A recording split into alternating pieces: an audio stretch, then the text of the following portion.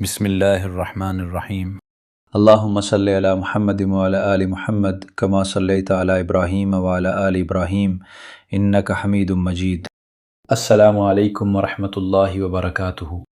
پیارے ساتھیو، آج ہم سیرت النبی کی 12ویں قسط میں، اور یہ قسط وہ لمحہ ہے جہاں سے اسلام کی دعوت خاموشی سے نکل کر میدان عام میں آتی ہے، جہاں سے وہ راز جو چند دلوں میں پوشیدہ تھا پہاڑوں اور وادیوں میں گونجنا شروع ہو جاتا ہے۔ پچھلی قسطوں میں ہم نے دیکھا کہ کس طرح غار حرا میں وحی اتری، کس طرح خدیجہ رضی اللہ عنہا اور چند خاص لوگوں نے ایمان قبول کیا، اور پھر دھیرے دھیرے یہ نور پھیلتا گیا۔ مگر ابھی تک یہ دعوت ایک نجی نوعیت کی تھی، صرف قریبی دوستوں اور قابل اعتماد لوگوں تک محدود تھی، اور اسی لیے ہم اسے خفیہ دعوت نہیں بلکہ نجی دعوت کہتے ہیں، کیونکہ خفیہ کا مطلب ہے کہ کسی کو خبر ہی نہ ہو، جبکہ نجی کا مطلب ہے کہ باتیں تو پھیل گئی تھیں، ہر طرف چہمہ گوئیاں تھیں، لیکن سرعام کھڑے ہو کر دعوت نہیں دی جا رہی تھی۔ اس دور میں جب عمر بن عبسہ یمن سے سینکڑوں میل کا سفر کر کے آئے اور کہا کہ میں ایمان لانا چاہتا ہوں، تو نبی کریم صلی اللہ علیہ وسلم نے انہیں روک دیا، فرمایا کہ ابھی وقت نہیں آیا، جب تم سنو کہ میں کامیاب ہو گیا ہوں تب آنا، کیونکہ اس وقت حالات ایسے تھے کہ اگر کوئی غیر قریشی ایمان لے آتا تو اس کی جان خطرے میں پڑ جاتی، اور قریش کے اپنے لوگ بھی اگرچہ سن رہے تھے مگر انہیں براہ راست مخاطب نہیں کیا جا رہا تھا۔ یہی وہ دانائی تھی جس نے اسلام کو ابتدائی 3 سالوں میں بغیر کسی خون خرابے اور تصادم کے پروان چڑھنے دیا۔ اس پورے عرصے میں نبی کریم صلی اللہ علیہ وسلم نے نہ حاجیوں کو تبلیغ کی، نہ مکہ کے بازاروں میں کھڑے ہو کر تقریر کی، اور نہ ہی ان رشتہ داروں کو دعوت دی جن کے بارے میں اندازہ تھا کہ وہ مخالفت کریں گے، جیسے ابو لہب اور ابو جہل۔ البتہ ان لوگوں کو پھر بھی پتہ تھا کہ مکہ میں ایک نئی تعلیم پھیل رہی ہے، لیکن اس پر کوئی ہنگامہ اس لیے نہیں ہوا کیونکہ مسلمان اپنی عبادت چپکے سے کرتے، کسی کی تجارت یا معاشرت میں مداخلت نہیں کرتے تھے۔ اس دوران جو لوگ ایمان لائے ان کی مکمل دینی تربیت ہو رہی تھی، عقیدہ، قرآن، اخلاق، سب بغیر کسی سیاسی دباؤ کے پڑھایا جا رہا تھا، اور یہی روحانی پختگی تھی جس نے بعد میں آنے والے طوفانوں میں انہیں ثابت قدم رکھا۔ یہاں ہم ایک بہت اہم اصول سیکھتے ہیں کہ اگر کسی بھی زمانے میں حالات خوفناک ہوں، حکومت مسلمانوں کو ستا رہی ہو یا معاشرہ قبول کرنے کو تیار نہ ہو، تو دعوت کو خفیہ یا نجی رکھنا بالکل جائز ہے، اور یہ کمزوری نہیں بلکہ دانش مندی ہے۔ ان 3 سالوں کا ایک اور پہلو بھی بہت اہم ہے کہ جو لوگ اس ابتدائی دور میں ایمان لائے وہ بعد میں اسلام کے بڑے قائد، رہنما اور ہیرو بنے۔ ان میں سے ہر ایک کی زندگی پر پوری کتابیں لکھی جا سکتی ہیں، جبکہ بعد میں آنے والے لاکھوں صحابہ میں سے ہم بمشکل چند ہزار کے نام جانتے ہیں، کیونکہ وہ ایک حج کر کے یا ایک غزوے میں شریک ہو کر واپس چلے گئے، ان کی زندگیوں کی تفصیلات محفوظ نہ ہو سکیں۔ مگر یہ ابتدائی مٹھی بھر لوگ، یہ وہ ہیرے تھے جو اس کٹھن بھٹی میں تپ کر نکھرے تھے، اور یہ بھی کوئی حیرانی کی بات نہیں کہ ان میں سے اکثر معاشرے کے کمزور اور غریب طبقے سے تعلق رکھتے تھے، جیسے بلال، عمار، خباب اور یاسر کا خاندان۔ یہ ایک عالمگیر حقیقت ہے کہ سچا دین سب سے پہلے ان لوگوں کو اپنی طرف کھینچتا ہے جن کے پاس کھونے کے لیے کچھ نہیں ہوتا سوائے اپنی زنجیروں کے، جبکہ امیر اور طاقتور طبقہ اپنی کرسیاں اور مراعات چھوڑنے سے ڈرتا ہے۔ اور یہی بات ہرقل شاہ روم نے بھی بعد میں تسلیم کی جب اس نے ابو سفیان سے پوچھا کہ محمد کے پیروکار کون لوگ ہیں، امیر یا غریب؟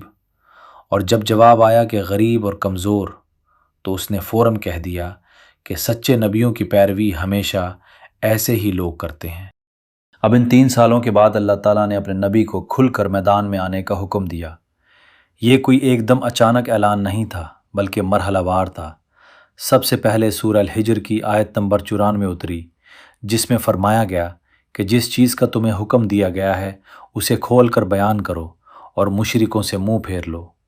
اور پھر سورہ شعراء کی آیت نمبر 214 اتری، جس میں حکم ہوا کہ اپنے قریبی رشتہ داروں کو ڈراؤ، عشیرتہ الاقربین، یعنی سب سے پہلے اپنے خاندان والوں کو، اور اس میں صرف چچا پھوپھی ہی نہیں بلکہ پورا قبیلہ بنو ہاشم اور پھر بالآخر پورا قریش شامل تھا۔ تو نبی کریم صلی اللہ علیہ وسلم نے دعوت عام کا آغاز اپنے گھر سے کیا۔ حضرت علی رضی اللہ عنہ کو حکم دیا کہ کھانا تیار کرو، اور پھر بنو عبد المطلب کے 40 سے زائد بالغ افراد کو مدعو کیا۔ جب وہ آئے تو کھانے کی ایک ہی پلیٹ تھی اور ایک ہی پیالہ، مگر برکت ایسی ہوئی کہ سب نے سیر ہو کر کھایا اور پیا۔ ابھی کھانا ختم بھی نہیں ہوا تھا کہ ابو لہب نے بھانپ لیا کہ آج کچھ ہونے والا ہے۔ اس نے کوئی بہانہ بنا کر اٹھ کر چلے جانے کو ترجیح دی، اور چونکہ وہ خاندان کا ایک بڑا معزز فرد تھا اس لیے اس کے ساتھ کئی اور بھی اٹھ گئے، اور اس طرح وہ پہلا موقع ہاتھ سے نکل گیا۔ نبی کریم صلی اللہ علیہ وسلم سمجھ گئے کہ یہ ابو لہب کی چال تھی، چنانچہ چند دنوں بعد پھر اسی طرح دعوت دی گئی۔ حضرت علی رضی اللہ عنہ نے دوبارہ کھانا تیار کیا، اور اس بار نبی کریم صلی اللہ علیہ وسلم نے کھانے کے ختم ہونے سے پہلے ہی کھڑے ہو کر حمد و ثنا کے بعد فرمایا، اے بنو عبد المطلب، میں کسی عرب کو نہیں جانتا جو اپنی قوم کے لیے اس سے بہتر چیز لے کر آیا ہو جو میں تمہارے پاس لایا ہوں۔ میں تمہیں دنیا اور آخرت کی بھلائی دے رہا ہوں۔ اگر تم بت پرستی چھوڑ دو اور صرف اللہ کی عبادت کرو تو اللہ تمہیں اس دنیا کی بھی سربلندی دے گا اور آخرت میں جنت عطا کرے گا۔ یہ پہلا موقع تھا جب ان میں سے بہت سو نے براہ راست اسلام کا پیغام سنا، اور اسی وقت ابو لہب نے غصے میں آ کر کہا کہ یہ تمہارے لیے ہلاکت ہے، ہم اپنے باپ دادا کے دین پر قائم رہیں گے۔ یہ نوجوان کون ہوتا ہے، ہمارے باپ دادا کے طریقے بدلنے والا؟ ابو لہب کے علاوہ باقی لوگوں نے نہ تو فوراً قبول کیا اور نہ ہی کھل کر مخالفت۔ البتہ حضرت علی رضی اللہ عنہ نے کھڑے ہو کر کہا کہ یا رسول اللہ، میں آپ کی مدد کروں گا۔ ابھی اس محفل کو زیادہ دن نہیں گزرے تھے کہ نبی کریم صلی اللہ علیہ وسلم نے پورے شہر مکہ کے سامنے کھڑے ہونے کا فیصلہ کیا۔ یہ وہ لمحہ ہے جو ہر مسلمان کے دل میں بسا ہوا ہے، جب آپ صلی اللہ علیہ وسلم صفا کی پہاڑی پر چڑھے، جو اس وقت آج سے کہیں زیادہ بلند تھی، اور بلند آواز سے پکارا۔ عرب کا طریقہ تھا کہ جب کوئی اہم اعلان کرنا ہوتا تو بلند جگہ سے آواز لگاتا تھا، اور جب لوگوں نے یہ آواز سنی تو سب اپنے کام چھوڑ کر وہاں جمع ہو گئے، کیونکہ وہ جانتے تھے کہ محمد امین کی آواز میں ضرور کوئی اہم بات ہوگی۔ جب مجمع لگ گیا تو آپ صلی اللہ علیہ وسلم نے فرمایا، اگر میں تم سے کہوں کہ اس پہاڑ کے پیچھے ایک لشکر ہے جو تم پر حملہ کرنے والا ہے تو کیا تم میری بات مانو گے؟ سارے مجمع نے یک زبان ہو کر کہا، ہاں، ہم نے کبھی تمہیں جھوٹ بولتے نہیں سنا، تم تو ہمارے امین ہو، تم ہمارے بھتیجے ہو، تم ہمارے بیٹے جیسے ہو۔ اس اعتماد کے بعد نبی کریم صلی اللہ علیہ وسلم نے وہ تاریخی جملہ فرمایا جس نے عرب کی تاریخ کا دھارا بدل دیا، تو جان لو کہ میں اللہ کی طرف سے ایک ڈرانے والا ہوں، اور میں تمہیں قیامت کے سخت عذاب سے خبردار کرتا ہوں جب تک تم بتوں کو چھوڑ کر اللہ کی طرف نہیں لوٹ آتے۔ پھر آپ صلی اللہ علیہ وسلم نے قریش کے سب سے دور کے قبیلے سے شروع کرتے ہوئے قریب آنا شروع کیا۔ اے قبیلہ کعب بن لوی، اپنی جانوں کو جہنم سے بچاؤ، میں اللہ کے سامنے تمہارے کچھ کام نہیں آ سکتا۔ اے بنو مرہ بن کعب، اپنی گردنیں آگ سے بچاؤ۔ اے بنو کلاب بن مرہ، اے بنو عبد مناف، اور یہاں تک کہ آپ اپنے سب سے قریب تر قبیلے بنو ہاشم تک پہنچے، اور پھر اپنے چچاؤں اور پھپھیوں کو نام لے کر بلایا۔ اے حمزہ بن عبد المطلب، اے صفیہ بنت عبد المطلب، ایک ایک کو مخاطب کیا، اور آخر میں آپ نے اس ہستی کا نام لیا جو آپ کو سب سے زیادہ عزیز تھی، اپنی بیٹی فاطمہ، اور فرمایا، اے فاطمہ بنت محمد، تم بھی اپنی جان کو جہنم سے بچاؤ، میں اللہ کے حضور تمہیں بھی نہیں بچا سکوں گا، مگر اس دنیا میں جو چاہو مجھ سے مانگ لو، سب تمہارا ہے۔ یہ جملہ جہاں ایک طرف توحید کی بلندی کو ظاہر کرتا ہے کہ نبی بھی اللہ کی مرضی کے بغیر کسی کو نہیں بچا سکتا، وہیں دوسری طرف ایک باپ کی اپنی بیٹی سے بے پناہ محبت کا بھی مظہر ہے۔ یہ پورا منظر اتنا پرجوش، اتنا جذباتی تھا کہ جب آپ نے یہ سب کہا تو ابو لہب کا غصہ پھٹ پڑا۔ اس نے زمین سے مٹی اٹھائی اور نبی کریم صلی اللہ علیہ وسلم کی طرف پھینک دی اور کہا، تیرا ستیہ ناس ہو، کیا اسی لیے تو نے ہمیں بلایا تھا؟ یہ اس کی انتہائی تکبر اور بے ادبی کی علامت تھی، اور عین اسی لمحے اللہ تعالیٰ نے اس کی اور اس کی بیوی کی مذمت میں سورہ لہب نازل فرمائی۔ تبت یدا ابی لہب وتب ما اغنی عنہ مالہ وما کسب سیصلی نارا ذات لہب وامراتہ حمالۃ الحطب فی جدہ حبل من مسد۔ یعنی ابو لہب کے دونوں ہاتھ ٹوٹیں اور وہ تباہ ہو، نہ اس کا مال اس کے کام آیا نہ اس کی کمائی، وہ شعلہ زن آگ میں داخل ہوگا، اور اس کی بیوی جو چغل خوری کرتی پھرتی تھی اس کی گردن میں مونج کی رسی ہوگی۔ سبحان اللہ!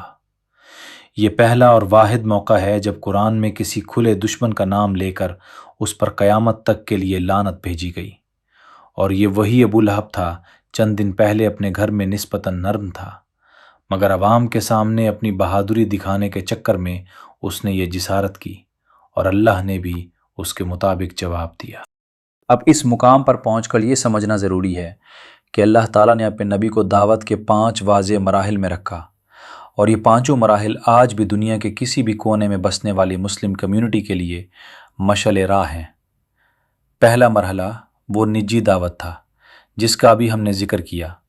جب حالات ناسازگار ہوں تو مسلمان اپنی عبادت اور اپنے دین کو ذاتی دائرے میں رکھے، بغیر کسی ٹکراؤ کے۔ دوسرا مرحلہ وہ ہے جس میں نبی کریم صلی اللہ علیہ وسلم ابھی داخل ہوئے تھے، یعنی زبان سے کھلی دعوت، بغیر کسی ہتھیار کے، صرف صبر اور استقامت کے ساتھ۔ اگرچہ دشمن تمہیں مارے، تم انہیں نہیں مار سکتے۔ یہی مکہ کے 10 سال تھے، جن میں سے آخری 6-7 سال تو انتہائی سخت تھے، جیسا کہ ہم آگے تفصیل سے سنیں گے۔ پھر تیسرا مرحلہ وہ ہے جب ہجرت کے بعد مسلمانوں کو اللہ نے صرف اپنے خلاف لڑنے والوں سے قتال کی اجازت دی، اور وہ بھی صرف قریش تک محدود تھا۔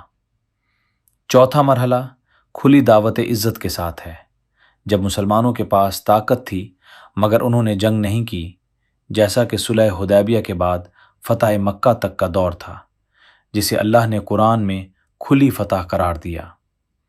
اور پانچواں مرحلہ وہ تھا جس پر نبی کریم صلی اللہ علیہ وسلم نے وفات پائی، یعنی کھلی دعوت کے ساتھ ہر اس شخص سے مقابلہ جو اسلام کے خلاف کھڑا ہو، جیسے رومیوں کی طرف لشکر بھیجنا۔ اور یہی وہ مرحلہ تھا جس میں خلفائے راشدین نے ایران، روم، شام اور مصر فتح کیے اور اسلام پھیلا۔ آج کی دنیا میں اکثر مسلمان اقلیت میں ہیں، اس لیے ہم دوسرے مرحلے پر ہیں، پرامن تبلیغ اور زبان کی دعوت۔ اور یہی ہمارے نبی کا طریقہ ہے، تشدد اور فساد کا اسلام میں کوئی جواز نہیں۔ اب جب دعوت کھلی تو قریش نے اسے روکنے کے لیے ہر حربہ استعمال کرنا شروع کیا، اور ان میں سے سب سے پہلا اور شاطرانہ طریقہ یہ تھا کہ انہوں نے نبی کریم صلی اللہ علیہ وسلم کے سب سے بڑے محافظ ابو طالب کے پاس جا کر دباؤ ڈالنا شروع کیا۔ مکہ میں کوئی ایک بادشاہ نہیں تھا، بلکہ دارالندوہ کے نام سے ایک مجلس تھی جس میں ہر ذیلی قبیلے کا سردار شامل تھا، اور سب سے زیادہ بااثر سرداروں میں ابو طالب شامل تھے جو بنو ہاشم کے قائد تھے۔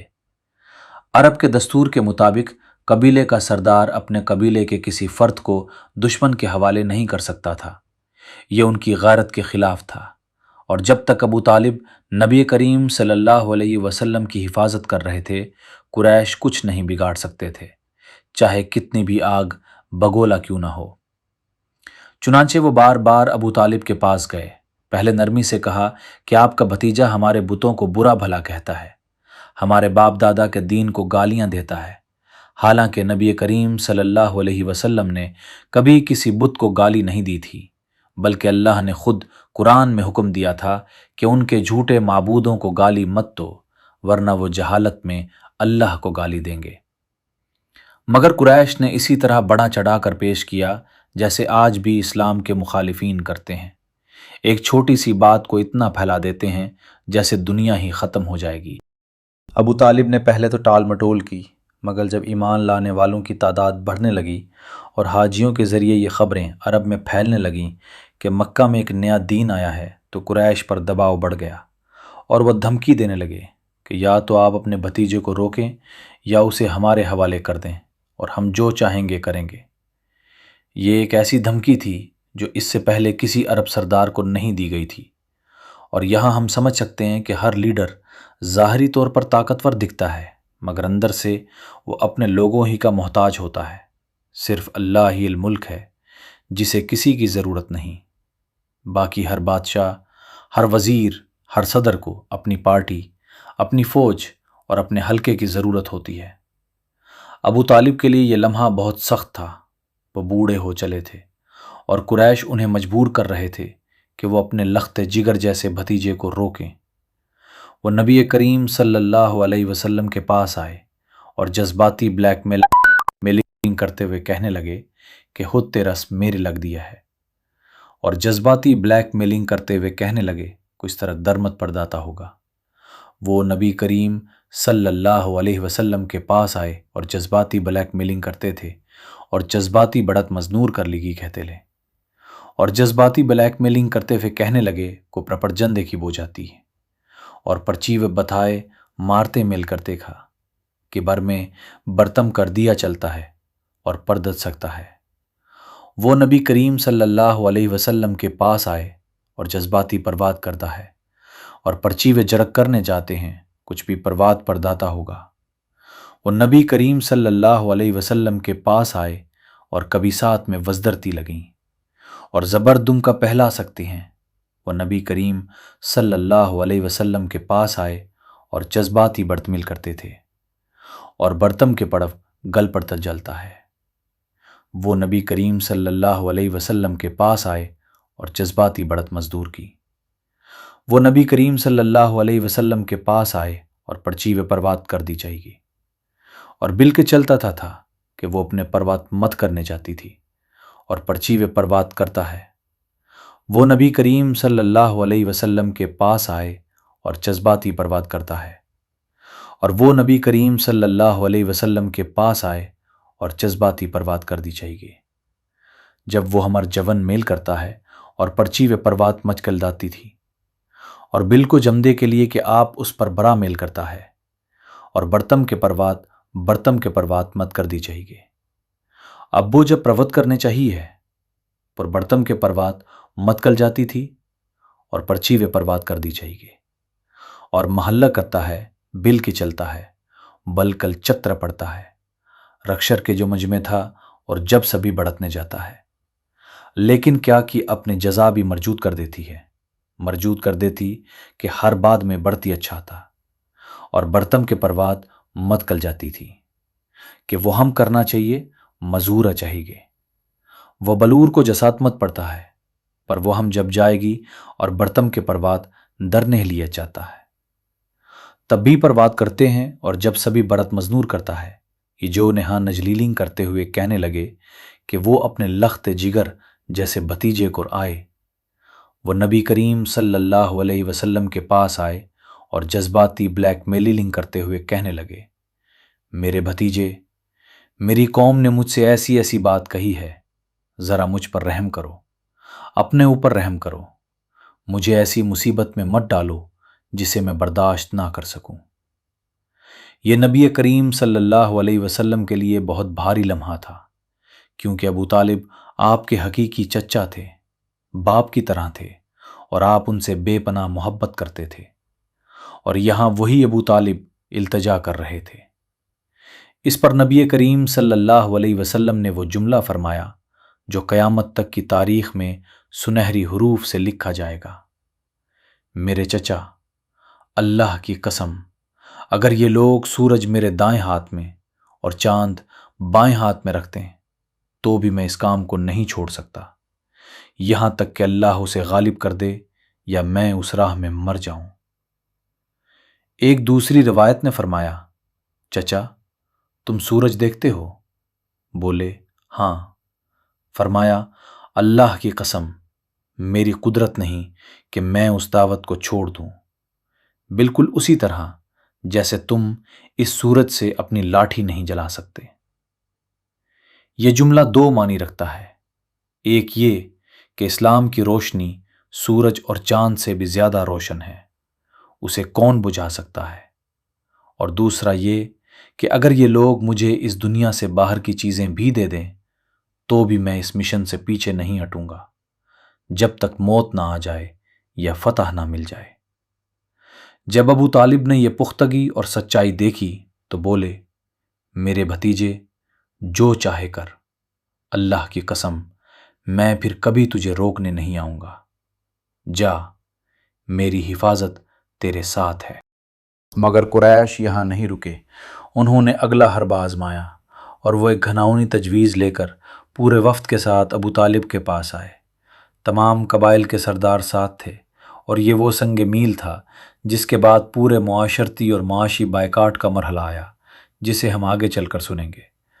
انہوں نے ابو طالب سے کہا ہمارے پاس ایک بہترین پیشکش ہے، ہم تمہیں قریش کا سب سے خوبصورت، سب سے معزز نوجوان ولید بن مغیرہ کا بیٹا عمارہ دے دیتے ہیں۔ یہ تمہارا بیٹا ہوگا، تمہارا وارث ہوگا، اور اس کے بدلے تم اپنے بھتیجے محمد کو ہمارے حوالے کر دو، ہم اس کے ساتھ جو چاہیں گے کریں گے، تم اس معاملے سے آزاد ہو جاؤ گے۔ سنتے ہی ابو طالب کا چہرہ سرخ ہو گیا، غصے سے کانپتے ہوئے بولے یہ کیسی بری اور دھوکے کی تجارت ہے، کیا بے وقوفی کی بات ہے، تم چاہتے ہو کہ میں تمہارے ایک لڑکے کو پال پوس کر جوان کروں اور تم میرے بیٹے کو لے جا کر قتل کر دو، یہ کبھی نہیں ہو سکتا۔ اس موقع پر مطعم بن عدی نے کھڑے ہو کر کہا اے ابو طالب، تیری قوم نے اپنی پوری کوشش کر لی، اب تجھے ان کی کوئی نہ کوئی بات مان لینی چاہیے۔ مطعم بن عدی پورے مکہ کے سب سے سنجیدہ، معزز اور غیر جانبدار آدمی تھے۔ جب وہ بھی مخالف کھڑے ہو گئے تو ابو طالب کے لیے معاملہ اور بھی نازک ہو گیا۔ یہ پورا شہر بمقابلہ ایک شخص تھا، اگر اللہ نہ چاہتا تو وہ ابو طالب کو سرداری سے معزول کر دیتے، اور یہ تاریخ عرب میں پہلی بار ہوتا کہ کسی سردار کو زندہ اور صحت مند ہوتے ہوئے ہٹایا جائے۔ مگر ابو طالب نے ایسی بہادری دکھائی جس کی مثال نہیں ملتی۔